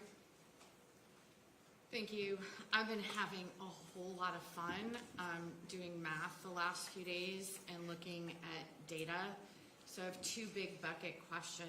The first is there's several campuses that were below 10% in third grade math on STAR last year, including Shern that was at 3%, who are not RISE campuses. Can you help me understand what you're doing on the campuses that aren't RISE but are performing at the very, very bottom of the district? What are the strategies for those students? Yeah, but I think Dr. Davis shared some of those earlier in terms of how we're deploying the supports around our implementation specialists, as well as others. Dr. Watts, there's some other things that the school's office would like to share in terms of what our non-cohort members around the curriculum are seeing as well, and what we're doing to support them. So in terms of those campuses, obviously we've tiered campuses that need additional support. There's more monitoring, there's more support deployed as it relates to the SSO, being there, supporting the principal capacity, building teacher capacity. There's just a stronger look at the data and a tighter walk with the schools as they are implementing instruction along the way. And then my next question has to do with resource allocation, especially for the schools that are so far behind. The budget proposal in front of us is going to cut about 3 times as much money per student from our struggling campuses. So could you please help me understand the budget strategy to support these students, because I'm still struggling to understand that and what's been presented to us.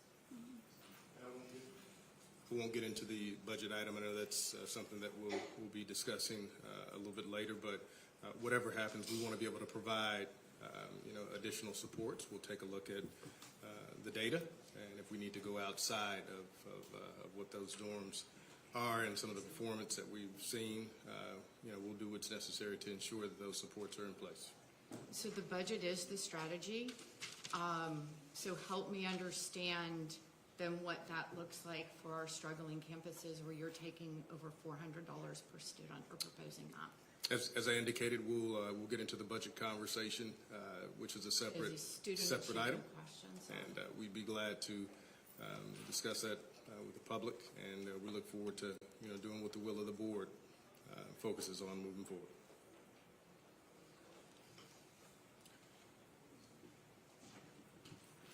Trustee Bluford Daniels. Dr. Manley, thank you so much for having this patience. And I'm glad that you explained this so that everybody can understand the differences in what these numbers mean in these jars. I don't know what those little animals mean, but I know that we got some issues with some closing the gaps for some children. And we've been talking about that, closing the gaps for some children. So how are the RISE campuses selected? Dr. Watts.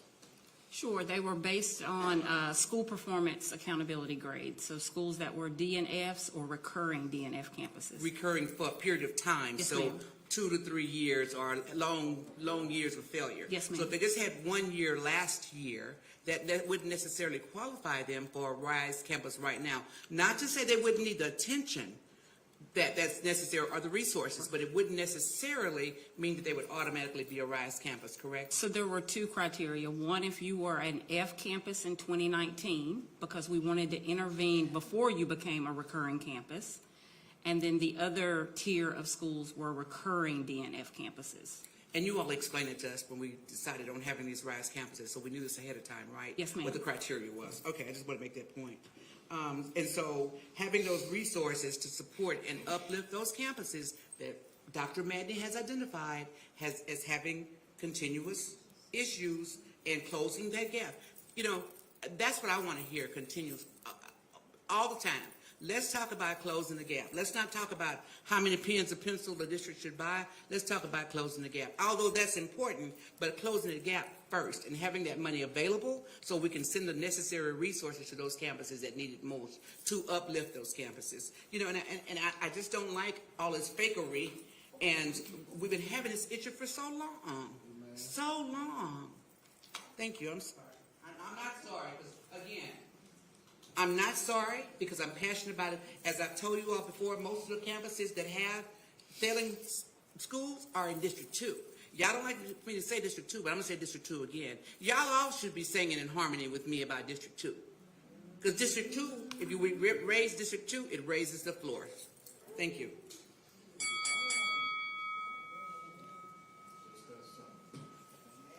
No, you're not in the queue. Okay.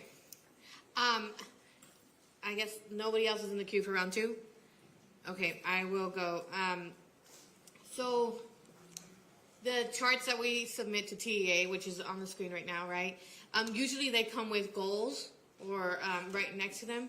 So I don't see the goals this time. But as a board, we decided the percentage points that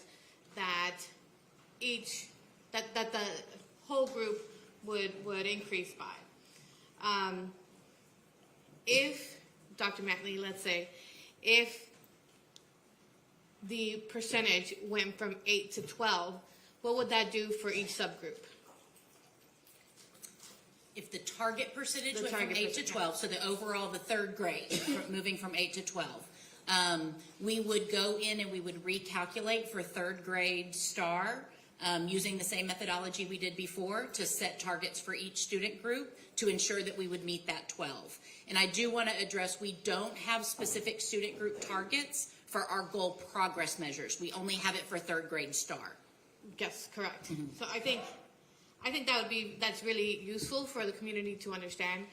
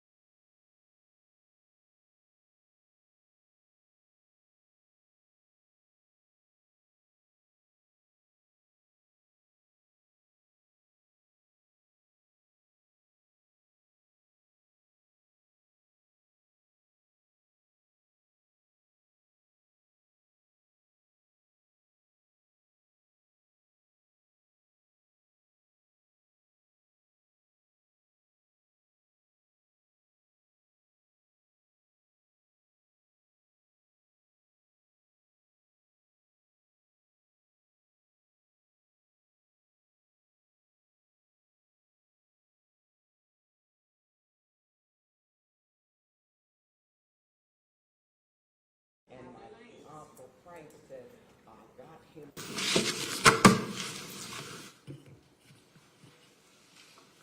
Isaiah 5:20 says, "Woe unto those who call good evil and evil good." I'm here on behalf of the North Forest community. I'm not here on behalf of TEA nor HISD, but the children. And based on what the parents have sent us through the North Forest News, we will continue to call out all the atrocities, not since this board, but the board previous and the last 50 years, of all of the bad deeds that has come through this independent school district. Now, I can talk about Brown versus Wade because guess what? White flight happened. They left us right by ourselves. Now, what saddens me the most is that you think we don't hear what's going on the board. No, you deserve to leave because we know the division. We're not ignorant. We know what's going on. But what hurts me the most is that we were the ones who stood up for integration.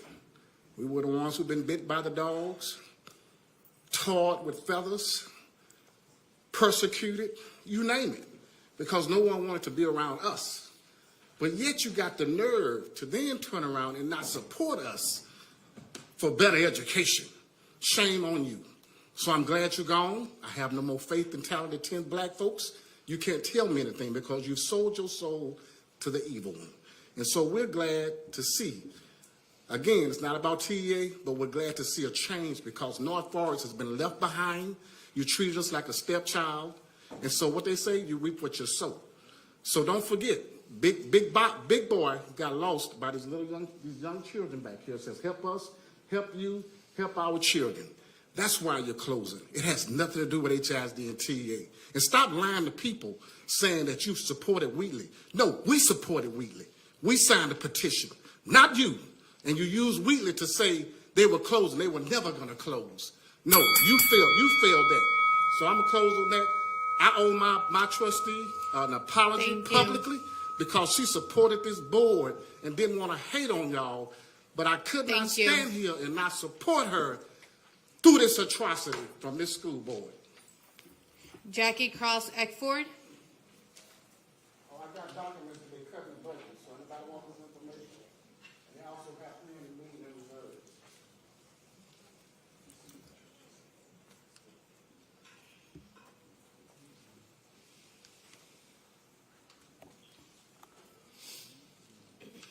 Good evening.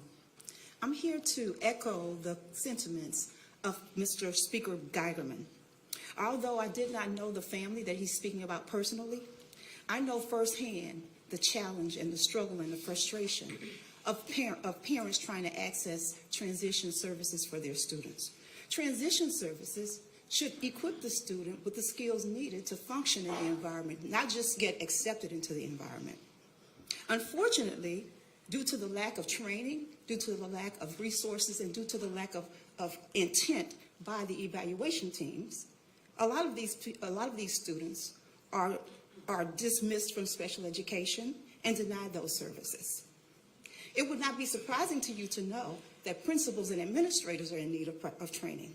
However, it should be disheartening and shocking to know that your evaluation teams, the most powerful person on the team, during a dismissal meeting or a transition meeting, because they are the case manager for a lot of these students. Most of them, in their evaluation, refuse to consider anything other than academics. Imagine being brilliant. Imagine having the top score on the PSAT or SAT. Imagine not being able to apply your daily living skills of bathing, not being able to organize your time, not being able to negotiate the system, not being able to keep a checkbook, not being able to count your finances and budget your finances, not being able to communicate your needs and know who to go to help from. So I stand here today on behalf of those that are twice exceptional, asking you to reconsider, but to more importantly, investigate and develop some fidelity checks to make sure the transition services that basically carry over all of the resources and money that you put into students. It's like having the quarterback or the runner carry the ball and fumble it right at the 1-yard line. Please consider that. Next, we will hear from registered speakers who signed up to speak virtually via Zoom. Ms. Conroy, please identify and admit our speakers. Tracy Riley, you can turn on your camera and your mic, and please begin.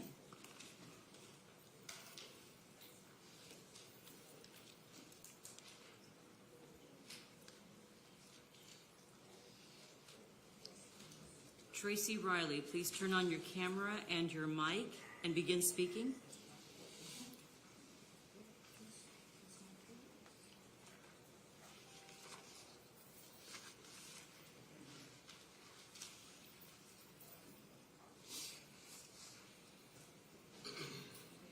Tracy Riley, please turn on your mic and your camera and begin speaking.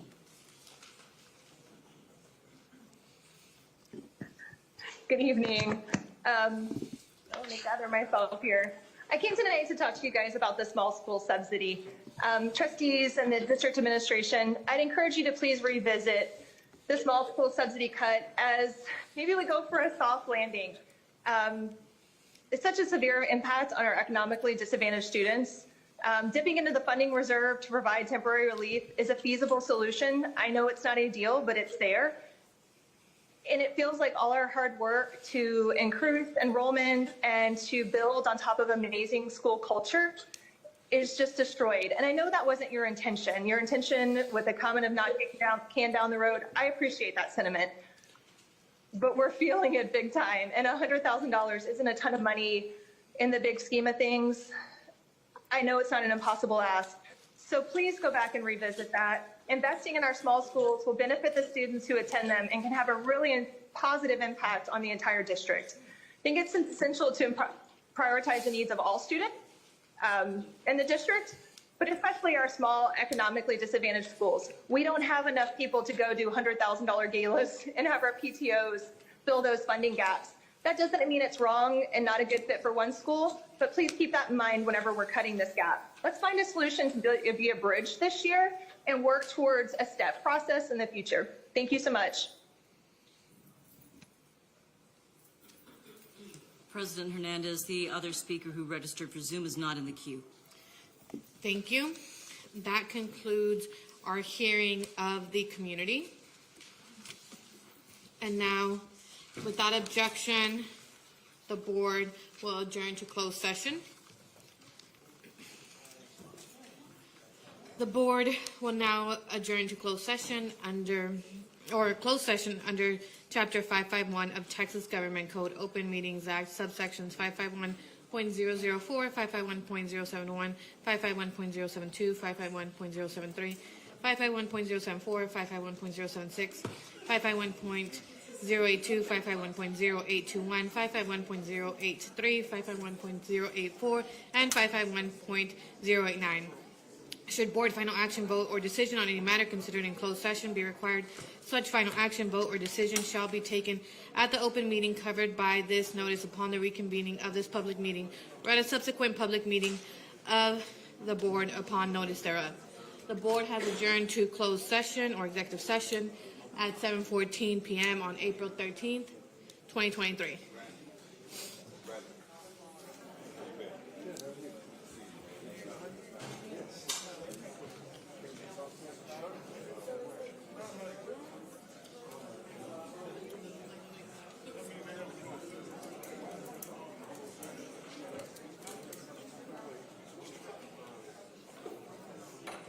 No, they're going over to closed session.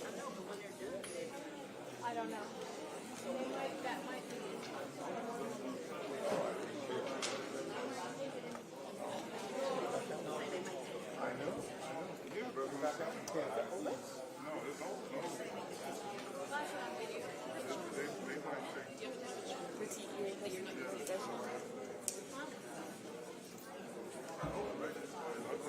Yeah.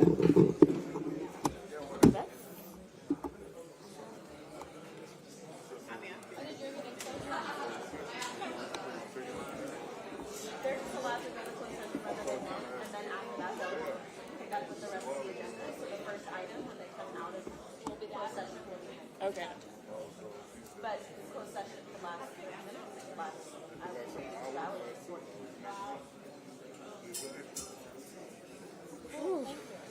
really don't mind this meeting. Yeah, so Dr. Baker's telling you he'll be out of 30 minutes.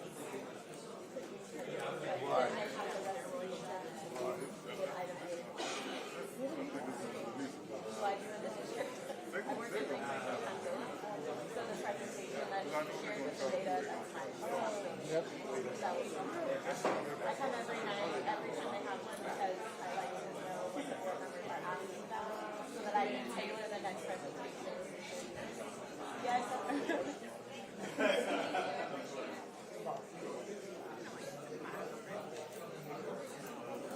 Depending on how late it gets.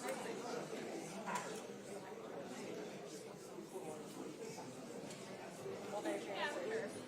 They just invited them into the session. You gotta pay attention. I was listening to them over here. Thank you. They're allowed to come whenever they want to speak. They just took the TDA man to the back.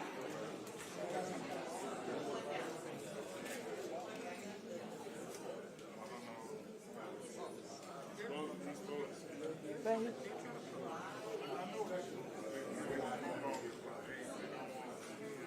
but that does not look good.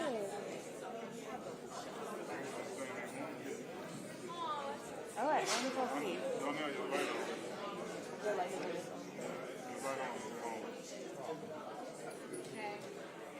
Hey,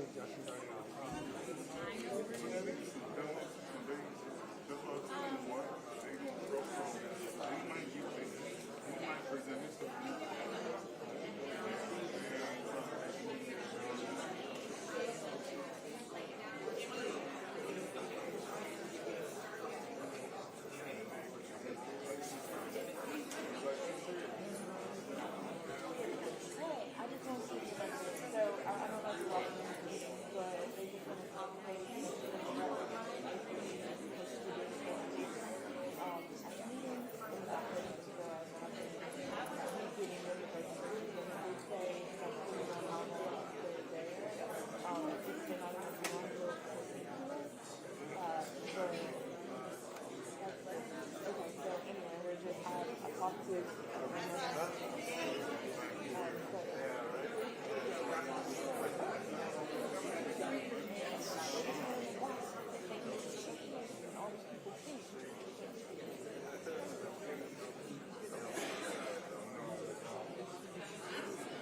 don't know. So they got to the part on the agenda where they were supposed to do the presentation, and they were going to go into closed session.